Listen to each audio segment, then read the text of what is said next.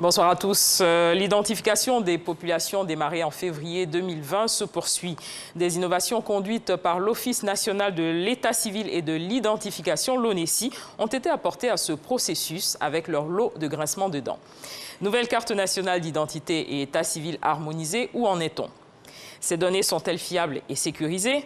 Quels sont les avantages d'un registre national des personnes physiques, RNPP? Autant de préoccupations qui font l'actualité. Trois composantes accompagnent le registre national des personnes physiques, RNPP, qui est une base de données qui centralise l'ensemble des informations sur l'état civil des personnes pour leur octroyer un identifiant unique. Ce sont la modernisation de l'état civil, la gestion des flux migratoires et la composante identité. Cette dernière composante intéresse directement les populations et notre reporter Ahmed Traoré s'est rendu sur certains sites de retrait de cartes nationales d'identité. Quelques réactions. Personnellement, je rencontre beaucoup de difficultés. Si j'ai bonne mémoire, depuis le 22 février, je suis venu faire mon enrôlement. Et sur le récépissé d'enrôlement, on m'a donné rendez-vous le 4 avril 2020. Nous sommes aujourd'hui en 2021, février 2021. Donc je pense qu'il y a plus de 8 mois que je n'ai pas encore pu obtenir ma carte. J'ai effectué plusieurs déplacements ici. On me dit toujours d'attendre que l'ONESI m'envoie un message. Ça s'est bien passé. Je suis venu chercher mes pièces, ça s'est bien passé et puis j'ai dit merci à Dieu. Depuis 16-5e mois 2020 jusqu'à aujourd'hui, je n'ai pas encore reçu ma carte d'identité. Or, la date de retrait, c'était le 16-5e mois 2020. Bon, je ne comprends pas. Je ne fais que tourner dans le centre. Je consulte le site, on me dit ma carte d'identité est en cours d'acheminement. Je viens ici, ça n'est pas encore arrivé. Donc je ne comprends pas. Jusqu'à présent, je ne comprends pas. Je ne sais pas qu'est-ce qui se passe. Sur 100 pièces, je me promène comme ça. Je suis venue même, j'ai trouvé des gens, mais ils m'ont appelé avant eux. Ils m'ont appelé avant. Et en tout cas, j'étais très contente. Et puis avoir mes papiers. Maintenant, je suis venue faire mes papiers. Je ne sais pas si je vais avoir, je suis dans le rang.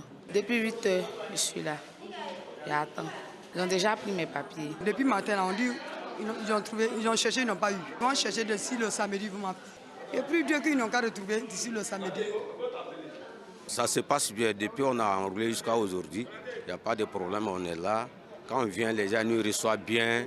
Ce qui est prêt, ils nous donnent. Ce qui n'est pas prêt, ils nous donnent rendez-vous. On m'a bien accueilli, mais malheureusement, on a cherché. Bon, j'ai eu le message par téléphone. Je suis venu, ils ont cherché, ils ont fouillé dans le lot. Bon, ils m'ont dit que ma carte n'est pas là. Et puis, ils m'ont fait la photocopie du récépissé. Et ils disent qu'ils vont rechercher. Et dès qu'ils vont retrouver, ils vont me rappeler. Vous vous posez sûrement beaucoup de questions sur le RNPP. Pour en parler, recevons M. Kafana Nyena Sitioni, directeur général de l'Office national de l'état civil et de l'identification, l'ONESI. Bonsoir, monsieur. Bonsoir. Monsieur Kafana, vous venez de suivre ces quelques réactions. Ces réactions vous surprennent-elles? Non, ces réactions ne me surprennent pas. Nous sommes bien informés de ce qui se passe sur le terrain et nous nous attelons justement à apporter des corrections aux quelques manquements justement qui ont été remarqués sur le terrain. Et pourquoi, un an après le début de ce processus, les personnes vivent encore cette galère? Alors, il faut dire que, comme vous l'avez constaté sur le terrain, nous avons une très forte affluence qui est liée principalement au fait que nous avons reçu un gros flux de cartes au niveau de la production au niveau des derniers mois de l'année. Pour bien comprendre ce qui se passe en réalité, c'est que ce que nous faisons aujourd'hui, l'ONESI est chargé de la mise en exécution de la stratégie nationale de l'état civil et de l'identification et principalement donc la mise en place de cette base de données qu'est le RNPP. Je tiens à le mentionner parce que au-delà de la production des cartes d'identité, ce que nous sommes en train de faire, c'est de fiabiliser donc, cette base de données nationale afin que, à l'avenir, nous puissions donc délivrer des titres, offrir des services aux populations qui sont adaptés et permettre à l'État de pouvoir disposer des statistiques nécessaires. Cela passe par un certain nombre de choses, dont, bien entendu, la fiabilisation de cette base-là. Je vais vous donner un exemple. Dans l'ancienne base de données, il y avait des erreurs au niveau des informations d'identification. Nous avions par exemple des personnes qui avaient soit des erreurs au niveau du lieu de naissance dans la base. Nous avions des erreurs liées à la profession. Par exemple, nous avons dans l'ancienne base, il y avait 65 000 métiers. 65 000 métiers que nous avons dû donc affiner afin de pouvoir avoir une base beaucoup plus fiable. Donc, lorsque les populations viennent pour se faire enrôler, nous en profitons justement pour collecter toutes les données nécessaires afin de fiabiliser cette base-là qu'est le RNPP que nous essayons de produire. Alors c'est ce qui fait que quelquefois il y a des décalages entre certaines personnes qui sont fait enrôler au début et vers la fin, parce que au début, vu que nous venons de lancer le processus, il y avait beaucoup d'ajustements à faire au niveau du processus d'enrôlement. Nos équipes terrain n'étaient pas forcément aguerries au niveau de ce processus. Il y a eu quelques erreurs au niveau des données d'enrôlement que nous attendons donc à corriger. Et c'est pour ça que beaucoup de personnes remarquent que les pétitionnaires qui sont fait enrôler un peu vers la fin de l'année passée ont tendance à recevoir les cartes beaucoup plus vite, en moins d'un mois. Monsieur Kafana, combien d'Ivoiriens sont aujourd'hui en possession de la carte nationale d'identité nouvelle? Ce que je peux vous dire, c'est que nous avons en tout cas plus d'1 million de cartes produites que nous attelons donc à distribuer actuellement. Nous avons donc plusieurs centaines de milliers de cartes qui sont déjà acheminées vers les centres de distribution. En tout cas, nous remarquons une forte affluence et la distribution se fait donc à forte échelle. Sur la nouvelle carte nationale d'identité, la CNI, ne figure l'affiliation. Comment parler de documents fiables? L'affiliation, c'est vrai que cette question a tendance à revenir beaucoup. Il faut dire que je tiens à rassurer les Ivoiriens que l'affiliation est bel et bien contenue dans la puce électronique de la carte d'identité. La nouvelle carte d'identité, elle a été produite en conformité avec le décret qui l'encadre, qui est issu d'une directive de la CEDEAO. Donc ce n'est pas l'ONESI qui a inventé donc ces caractéristiques-là. Toutes les informations nécessaires à identifier un individu s'y trouvent, notamment le nom, le prénom, la date de naissance, le lieu de naissance. En général, pour identifier un individu, cela est largement suffisant. Maintenant, pour les administrations ou les entités qui auront besoin d'informations plus poussées, la puce électronique contient toutes les informations liées à l'individu et un dispositif de l'ONESI existe que nous pouvons mettre à disposition justement pour la lecture de la puce. L'affiliation, on en parle, elle n'est pas visible. Façon concrète, nous arrivons sur le terrain, l'autorité policière demande à faire un contrôle de routine. Comment on peut me distinguer d'une autre personne qui a le même nom et le même prénom que moi si l'affiliation n'est pas visible? Alors, pour vous distinguer des autres personnes qui ont potentiellement le même nom que vous, une des innovations justement du registre national des personnes physiques, c'est justement le NNI. Si vous remarquez dans le dos de la carte, vous avez un numéro qui est marqué NNI, numéro national d'identification. Ce numéro est un numéro unique qui est assigné à tout citoyen, à toute personne d'ailleurs à terme qui transitera sur le territoire national. Et cela permet d'identifier de façon précise l'individu. Donc, deux individus ne peuvent pas avoir le même NNI et cela donc permet donc de distinguer donc ces personnes-là très facilement. Ça, c'est de façon théorique, parce que de façon pratique, qu'est-ce qui permet à l'autorité policière de vérifier que ce ne sont pas les mêmes personnes? Alors, si l'autorité, dans le dispositif que nous mettons en place, il faut préciser que nous avons des terminaux qui s'appellent les terminaux de vérification d'identité. Ils sont prêts, ils sont là, ils sont disponibles. Ils sont en cours de finalisation. Nous avons reçu les terminaux. Nous sommes en train de finaliser certains aspects techniques à ce niveau-là avant de les mettre à disposition. Mais cela sera possible effectivement aux forces de l'ordre de pouvoir justement vérifier.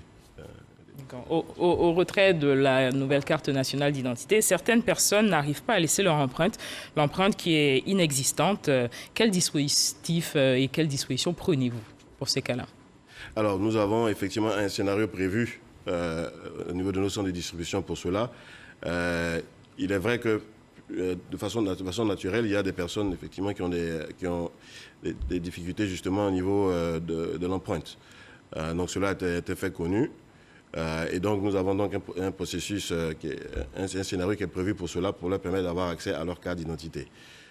Donc dès lors où cela est détecté au niveau du centre de distribution, en fonction du cas de figure, nous les orientons vers en fait, la solution qui est adaptée à leur cas. Parce qu'il se pourrait par exemple, il peut exister qu'il y ait des anomalies. Je vais vous donner un exemple. L'empreinte a peut-être été collectée au niveau de l'enrôlement, sans problème. Mais il s'avère qu'au niveau de la lecture de la carte, au niveau de la puce, il a pu avoir une anomalie qui fait que ces empreintes ne sont pas donc lisibles. Dans ce cas de figure, il s'agit d'un cas d'anomalie et donc ces cartes sont retournées au niveau des équipes de production en vue donc de reprendre la production donc, de cette carte. Et donc, il faut préciser que ces cas ne sont pas les plus nombreux. Et donc, nous avons donc prévu donc la reproduction de ces cartes-là, bien entendu, sans frais. Et lorsque ces cartes sont produites, donc, nous contactons le pétitionnaire pour lui remettre sa carte. Maintenant, lorsqu'il s'agit, bien entendu, d'un cas lié à un problème de lecture réelle d'empreintes, où cette personne, par exemple, n'a pas pu avoir les empreintes collectées au moment de l'enrôlement, bien entendu, nous avons un processus pour leur permettre d'accéder à leur carte. Et tout ça fait partie du panier de griefs que les populations accordent à l'ONESI, notamment avec le non-respect des délais, tout ça. D'accord. Mais également, comment comprendre que certaines personnes enrôlées au début de l'opération ne soient pas encore en possession de leur carte maintenant? Okay. Déjà, je tiens à m'excuser auprès de nos concitoyens. Cela, effectivement, leur pose forcément un problème, mais cela s'explique par le fait que nous sommes en train de construire une nouvelle base. C'est la première fois que cela se fait en Côte d'Ivoire, et cela est important pour l'État de Côte d'Ivoire de s'assurer que le RNPP que nous bâtissons contient des informations fiables. Lorsque nous avons lancé, comme je l'ai mentionné au début, l'opération d'enrôlement, nos équipes ont été formées et déployées au vu de l'urgence, puisque au vu de l'urgence, ils ont dû être formés rapidement et déployés sur le terrain, puisque une bonne partie des cartes expiraient à fin juin 2020. Alors, les équipes n'avaient pas encore totalement l'expérience. Bien entendu, elles avaient été formées sur le dispositif, mais à la pratique, il y a des cas de figure, bien entendu, qui ont eu quelques manquements. Donc, l'inexpérience de nos équipes a pu donc justifier pourquoi certaines données d'enrôlement ont besoin d'être retraitées. Notamment, il y a par exemple des soucis liés à la clarté de la photo. Il faut dire, par exemple, concernant la photo, pour illustrer des exemples, il se pourrait que votre carte, par exemple, votre enrôlement ait lieu pendant les premiers 5-6 mois de l'année.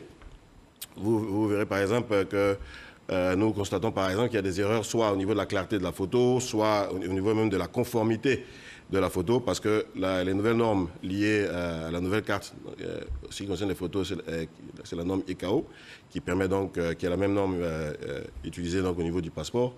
Et cette norme a des exigences très strictes. Notamment, on ne peut pas, par exemple, prendre une photo avec un foulard. Donc, il y a quand même beaucoup de choses. Les oreilles doivent être très bien visibles. Donc, il y a eu quelques manquements au niveau des enrôlements à ce niveau-là. Et en dehors de cela, comme je disais, il y avait des erreurs contenues dans l'ancienne base que nous constatons au niveau du système central. Parce que ce qui est important de savoir, c'est que lorsque vous enrôlez, les données d'enrôlement ne vont pas directement à la production.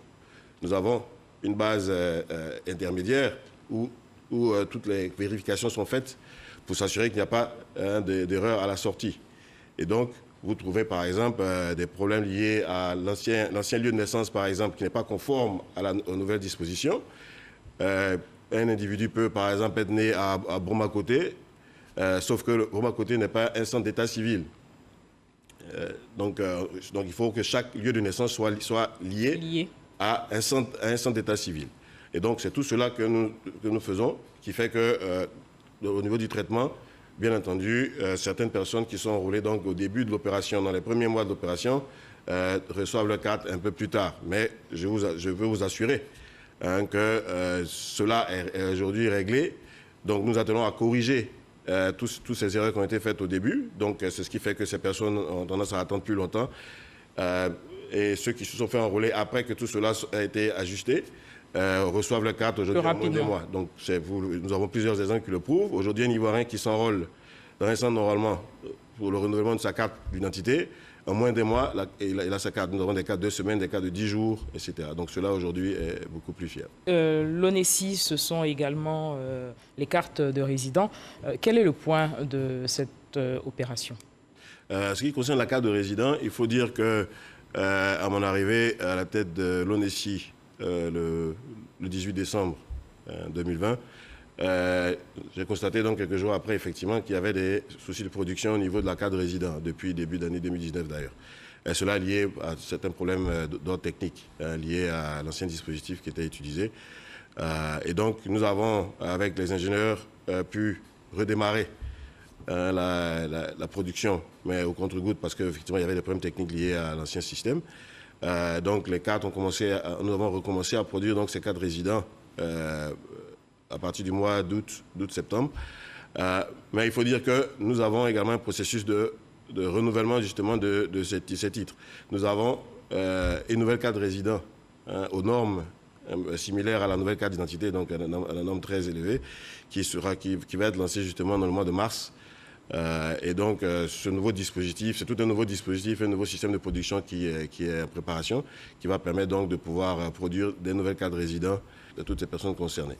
Monsieur Kafana Sitioni, quelle stratégie de maillage déploie l'ONESI pour enrôler à terme toutes les personnes en termes de distribution de cartes nationales d'identité, surtout que le délai approche?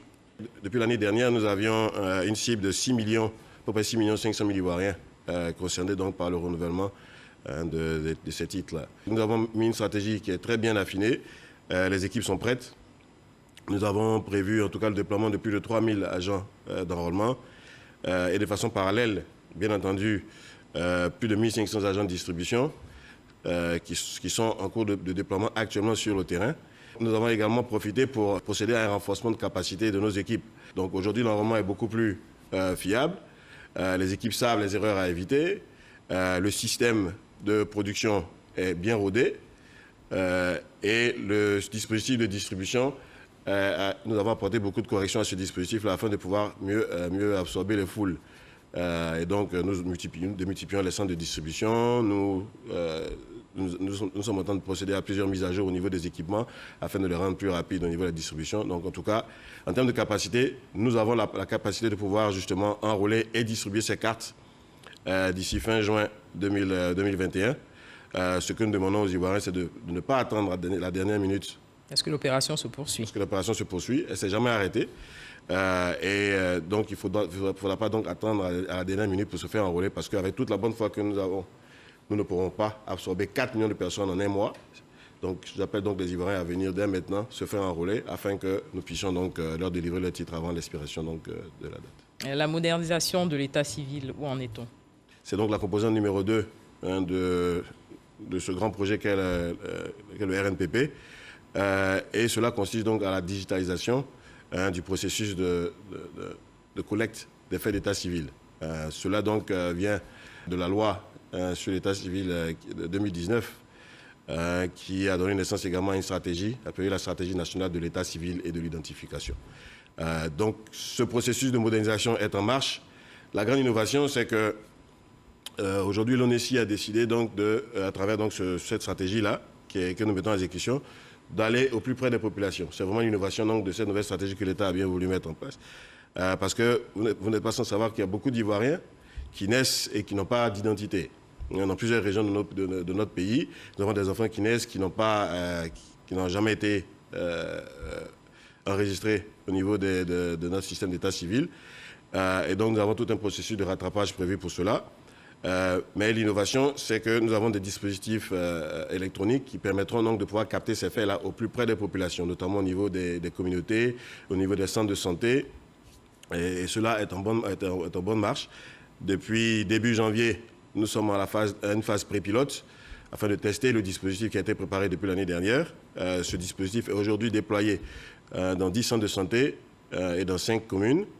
Nous apportons donc les corrections nécessaires avant de passer à la grande phase de généralisation qui aura lieu dans les mois à venir et qui permettra donc aux Ivoiriens donc de pouvoir très facilement déclarer les faits d'état civil et à l'État de Côte d'Ivoire de disposer donc des statistiques à jour de façon très régulière, de façon plus précise sur tous les faits d'état civil afin de mieux planifier le développement. Il sera plus facile à l'État par exemple de planifier la construction des centres de santé, des écoles, etc. Vraiment tous les faits d'état civil seront captés, intégrés dans la base. Et ces Ivoiriens donc, pourront recevoir également ce fameux numéro national d'identification qui permettra donc de pouvoir lier donc, tous les faits d'état civil et donc permettre d'identifier plus facilement donc, les Ivoiriens. De façon concrète, je suis né à Boaké, j'ai besoin d'un extrait de naissance, je ne me déplace plus, je l'obtiens à partir d'Abidjan? Cela sera possible à travers donc, ces innovations-là, puisque tout le processus est digitalisé, tous les centres d'état civil seront interconnectés. Donc, du coup, vous n'aurez plus la nécessité donc de vous déplacer nécessairement vers votre centre d'état civil qui est rattaché donc à votre lieu de naissance pour délivrer donc vos actes d'état civil. Donc avec votre NNI, vous pourrez très facilement donc pouvoir délivrer vos actes d'état civil partout où vous vous trouvez. Comment se déroule l'opération d'enrôlement des Ivoiriens de l'étranger? Alors l'opération d'enrôlement des Ivoiriens de l'étranger était en préparation l'année dernière. Nous avions effectivement des équipes qui étaient prêtes à être déployées, mais au vu des nombreuses restrictions liées donc à la pandémie, nous avons donc dû ralentir un peu ce processus-là afin de pouvoir donc mieux la planifier et travailler autour donc des exigences donc de cette pandémie-là. Je tiens à préciser que nous avons prévu effectivement enrôler des Ivoiriens à l'étranger, mais nous n'avons pas la capacité d'aller dans tous les pays du monde. Il y aura des campagnes périodiques d'enrôlement qui seront organisées et donc cela permettra donc à nos concitoyens donc à l'étranger de pouvoir effectivement se faire enrôler au fait donc de recevoir leur carte d'identité. Vous avez dans votre portefeuille la gestion des flux migratoires. Comment est-ce que vous pensez pouvoir gérer tout cela?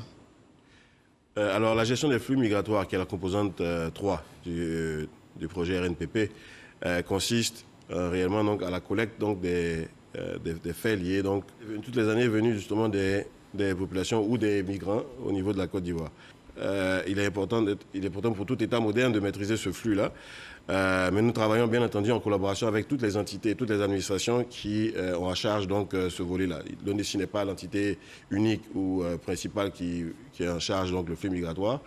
Nous avons un peu un rôle de coordination et ce qui nous intéresse en réalité, c'est la collecte des données.